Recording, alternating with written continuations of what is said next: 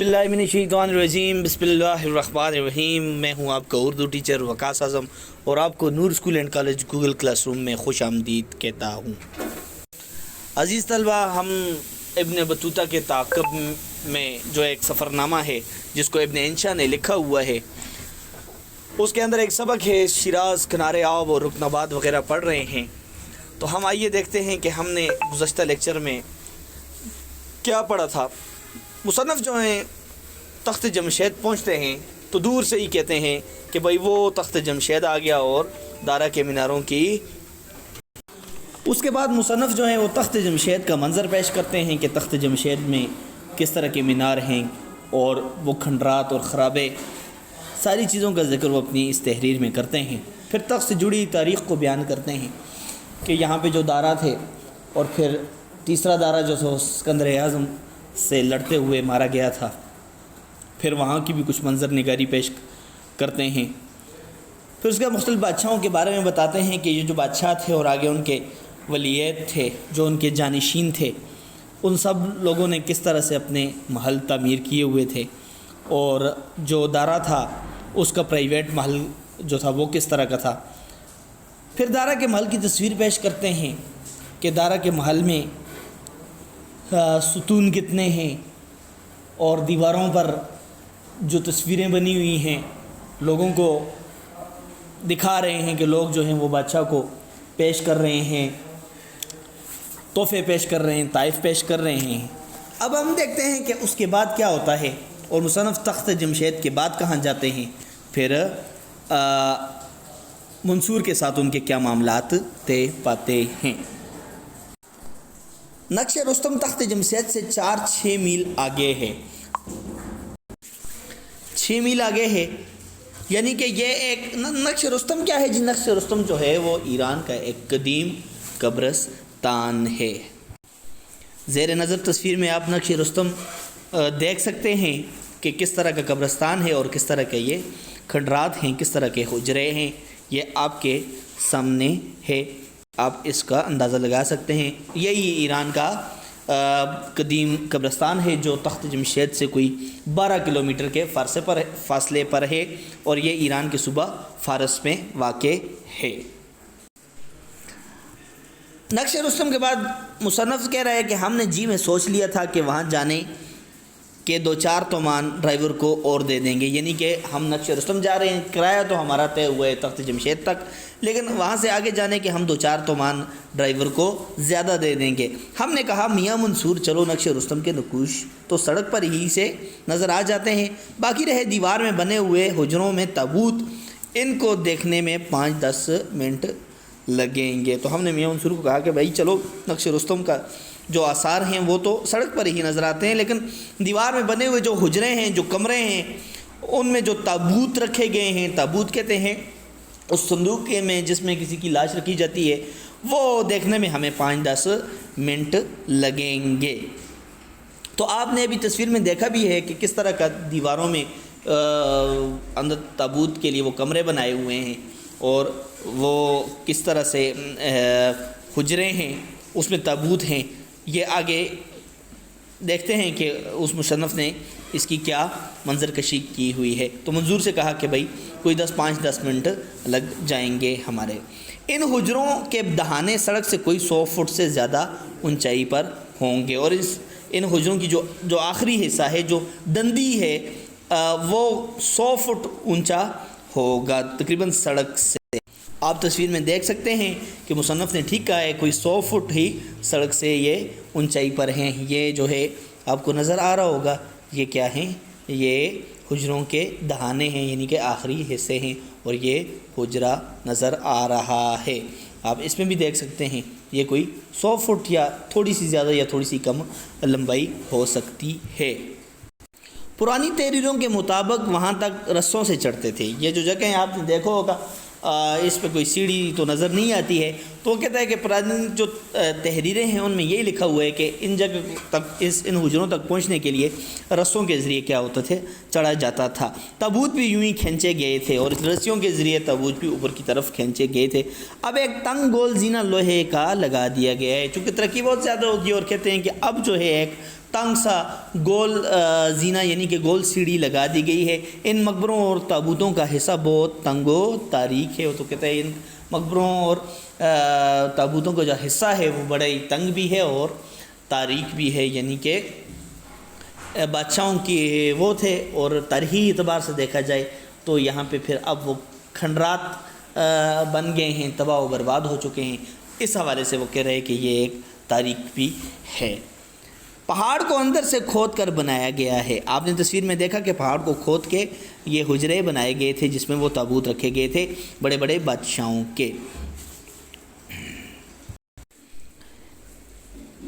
باہر سڑک کے رخ کی تصویریں اور کتبے ساسانی بادشاہ اردشیر کے ہیں، یعنی تیسری صدی عیسوی کے۔ تو اب دیکھیں تو کہتا ہے پہاڑ کو اندر سے کھودا ہوا ہے اور باہر سڑک کے رخ کی تصویریں اور کتبے بنے ہوئے ہیں۔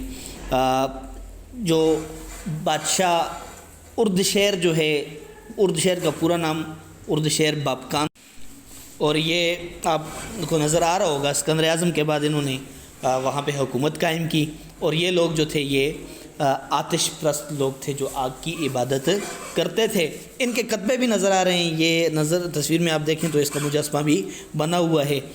اس کا نام تھا اردشیر بابکان۔ ایک جگہ بیرام دربار لگائے ہوئے ہیں۔ ان تابوتوں میں ایک تو داریوش اول کا بیان کیا جاتا ہے۔ تو بہت سارے وہاں پہ کتبے ہیں، مجسمے کھودے ہوئے ہیں جہاں پہ بہت سارے دربار لگائے ہوئے ہیں، بیرام دربار لگائے ہوئے ہیں، یعنی کہ جو ان کے جانشین تھے انہوں نے اپنے دربار لگائے ہوئے ہیں۔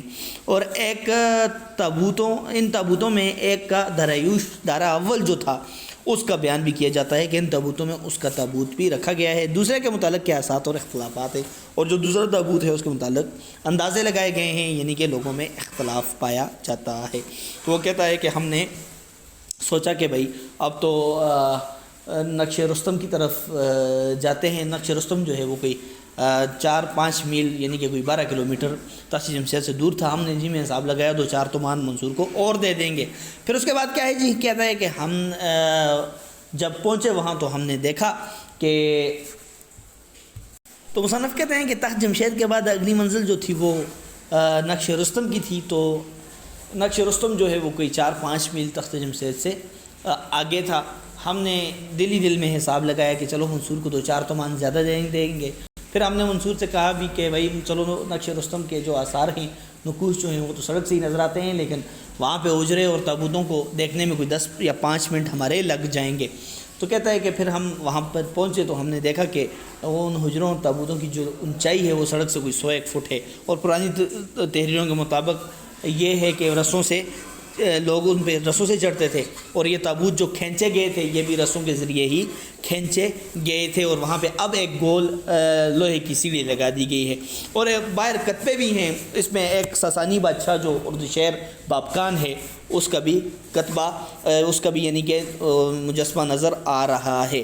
ایک جگہ جو ہے بیرام، بہت سارے بادشاہ جو ہیں ان دربار لگائے ہوئے ہیں، ان کے مجسمے بھی دکھائی دیتے ہیں۔ اور ان تابوتوں میں سب سے زیادہ بیان جو ہے وہ داریوش اول جو ہے پہلا دارا جو تھا اس کا بیان ملتا ہے کہ ایک تابوت اس کا ہے۔ دوسرے کے متعلق اندازے لگائے گئے ہیں، یعنی کہ کیا ہے جی، قیاس آرائیاں کی گئی ہیں اور لوگوں میں اختلاف ہے۔ لیجئے صاحب، جو شہر صدیوں میں بسے اور سکندر کو آ کر ڈھانے پڑے ہم نے 2.5 گھنٹے میں دیکھ لیے۔ کیا کہتا ہے، جو شہر صدیوں میں بسے سکندر نے آ کر ان کو ڈھا دیا، تباہ و برباد کر دیا، ہم نے صرف اور صرف 2.5 گھنٹے میں دیکھ لیے۔ پھر ہم تھے اور شیراز کی سڑک جس پر منصور کی ٹیکسی 60 میل کی رفتار سے فراٹے برتی تھی تیز چلتی تھی۔ پھر ہم تھے اور شیراز کی سڑک تھی اور ہم اس ٹیکسی میں بیٹھے ہوئے تھے منصور کی گاڑی میں جو بڑی تیزی سے اس سڑک پر رواں دواں تھی۔ ہم نے اپنے جی میں حساب جوڑا، ہم نے دل میں حساب لگایا 12 تومان تخت جمشید تک، اور جیسا کہ رستے میں طے ہو گیا تھا 10 تومان واپسی کے، کل 22 نقش رستم تک جانے کے 2 3 4 5 سمجھ لیجئے۔ پہلے تو 22 تومان ہو گئے، چلیں نقش رستم بھی ہم چلے گئے تو 2 تومان نہیں، چلیں 3 4 5 تک بھی دے دیں گے، کوئی مسئلہ نہیں ہے۔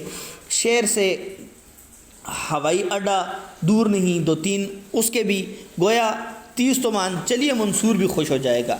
وہ کہتا ہے کہ ہم نے کہا چلو جی 5 تومان ہم 22 کے بعد اور دے دیں گے، وہ اور خوش ہو جائے گا۔ پھر اس نے کہا شہر سے تھوڑی ہی دور تھا، زیادہ دور نہیں تھا، ہم اس کو 2-3 اس کے بھی دے دیں گے، ہوائی اڈے کے بھی۔ منصور کیا ہو جائے گا، خوش ہو جائے گا کہ مجھے انہوں نے زیادہ پیسے دیے ہیں۔ تو کہہ رہا ہے کہ کیا کہتا ہے دے دیکھیں جو شہر صدیوں میں آباد ہوئے اور سکندر نے آ کر ڈھا دیے، ہم نے صرف کتنے منٹ میں دیکھے، کتنے ٹائم میں دیکھے، ہم نے صرف 2.5 گھنٹے میں دیکھے ہیں، اور دل ہی دل میں ہم نے حساب بھی لگا لیا کہ منظور کو ہم ذرا زیادہ پیسے دے دیں گے تاکہ وہ کیا ہو جائے، خوش ہو جائے۔ لیکن مصنف کہتے ہیں کہ من در چی خیالم فلک در چی خیال، میں کس خیال میں تھا اور آسمان کیا ہمارے بارے میں سوچ رہا تھا، یعنی کہ ہماری قسمت ہمارے بارے میں کیا سوچ رہی تھی۔ کہ تخت جمشید سے واپسی پر شیراز کی سڑک پر فراٹے بھرتے ہوئے حافظ سعدی کے ذکر لطیف میں بات سے بات نکالتے ہوئے منصور نے کہا آپ مجھے کتنے پیسے دیں گے؟ کہہ رہے تخت جمشید سے واپسی پر شیراز کی سڑک پر میں اور میرے ساتھ جو دوست و احباب تھے وہ سعدی اور حافظ کے خوبصورت ذکر سے لطف اندوز ہو رہے تھے کہ اتنے میں منصور نے ہم سے سوال پوچھا کہ آپ ذرا یہ بھی تو بتائیں کہ مجھے پیسے کتنے دیں گے؟ ہم نے کہا برادر بجان برابر، او بھائی تم ہمارے بھائی ہو، ہماری جان کے برابر ہو، کوئی بے اعتباری ہے کیا؟ تمہیں خوش کر دیں گے یار۔ او بھائی تمہیں کوئی بے اعتباری ہے، تمہیں ہم پہ یقین نہیں ہے، تم دیکھنا تمہیں انشاءاللہ ہم خوش کریں گے، یعنی کہ زیادہ پیسے دیں گے، زیادہ کرایہ دیں گے۔ بولے نہیں یہ بات نہیں ہے، منصور آگے سے بولا کہ یہ بات نہیں ہے، ایسی کوئی بات نہیں ہے، یہ ٹیکسی ہی آپ کی ہے۔ جس طرح لوگ بڑے مبالغے سے کسی کی تعریف کرتے ہیں، کسی کو اپنی باتوں میں لینے کے لیے اس طرح کی باتیں کرتے ہیں۔ آئندہ جب کبھی جناب علی شیراز تشریف لائیں تو اس خانہ زاد منصور کو یاد رکھیے گا۔ خانہ زاد کہتے ہیں خدمت کرنے والا، کہہ رہے ہیں آپ اس کے بعد جب بھی آپ شیراز آئیں تو اپنی خدمت کے لیے مجھے یاد کر لیجئے گا۔ خانہ زاد خدمت کرنے والا، اس ناچیز کے ہوتے ہوئے کسی اور سے آپ خدمت لیں گے تو میرا دل توڑیں گے، میرے ہوتے ہوئے اگر آپ کسی اور کی گاڑی کو بک کروائیں گے تو اس سے میرا دل ٹوٹے گا، میں خفا ہو جاؤں گا۔ ہم نے کہا واہ یار کبھی یہ بھی ہو سکتا ہے، تو ہم نے کہا واہ ایسا بھی ہو سکتا ہے کہ اتنا اچھا آدمی ہے منصور، اور ہمیں شیراز آئیں تو اس سے رابطہ کریں اور یہ ہمیں دوبارہ سے مل جائے۔ ایئرپورٹ پر پہنچ کر ہم نے 22 یا 25 کے بجائے جو ان کا حق ہوتا تھا 30 تومان منصور صاحب کی مٹھی میں بھر دیے تھے، یعنی کہ مٹھی میں دے دیے تھے۔ جب ایئرپورٹ پہنچ گئے تو کتنے طوفان 22 یا 25 کے بجائے ہم نے کیا کیا جی، حق اس کا 22 یا 25 کا تھا لیکن ہم نے اس کو 30 تومان دے دیے۔ بولے منصور نے کیا کہا یہ کیا، یہ 30 ہے، اتنے تو میں نہیں لوں گا۔ اس نے کہا یار یہ 30 ہے اور اتنے میں نہیں لوں گا۔ ہم نے کہا لے لو، ہم کوئی بطور بخشش یا انعام تھوڑے ہی زیادہ دے رہے ہیں، ان 5 تومان کو ہمارا دوستانہ نذرانہ سمجھ کر قبول کر لو، تکلیف نہیں کیا کرتے۔ ہم سبھی یہ کہہ رہے ہیں کہ آپ پیسے زیادہ دے رہے ہیں اور آگے سے وہ کہہ رہے ہیں کہ نہیں یار اتنے میرے نہیں بنتے لہٰذا میں اتنے نہیں لوں گا۔ ہم نے کہا یار چلو لے لو کوئی بات نہیں ہے، ہم کوئی تمہیں انعام نہیں دے رہے، تم پہ کوئی احسان نہیں کر رہے، ہم تو ایک دوستانہ تحفہ سمجھ کے تمہیں دے رہے ہیں، تکلیف نہ کرو۔